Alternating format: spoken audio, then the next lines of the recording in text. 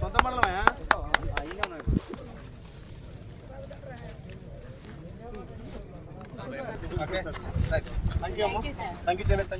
ఈ ప్రజాప్రభుత్వం గౌరవ ముఖ్యమంత్రి రేవంత్ రెడ్డి గారు రైతన్నలు పండించిన ప్రతి చివరి గింజ వరకు కొనాలి.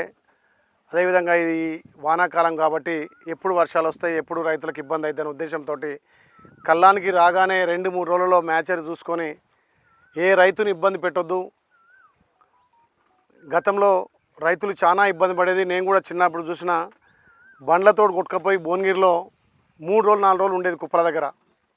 అంత ఇబ్బంది ఉంటే మన దివంగత ముఖ్యమంత్రి రాజశేఖర రెడ్డి గారు మంచి ఆలోచన పెట్టి ఏ గ్రామంలో ఆ గ్రామంలో రైతన్నకి ఇబ్బంది కావద్దు అని చెప్పి మొదటగా మహిళా సంఘాలు ఐకేపీ ద్వారా కొనుగోలు చేసి దాని తర్వాత ఇతరత్ర 3 సంస్థలతోటి PSCS కానీ ఇదే విధంగా FEOలతోటి కానీ ఏ గ్రామంలో పండించిన పంట ఆ గ్రామంలో కొనాలి, రైతన్నకు కొన్న ధాన్యాన్ని 3 రోజులనే వాళ్ళ అకౌంట్లో డబ్బులు వేయాలని చెప్పి ఒక మంచి నిర్ణయం తీసుకుంటూ మన గౌరవ ముఖ్యమంత్రి కూడా ఈ వడ్ల కొనుగోలు కేంద్రంలో కూడా తెలంగాణ రాష్ట్రం వచ్చిన తర్వాత మహిళలకు పెద్దపీట వేయాలి.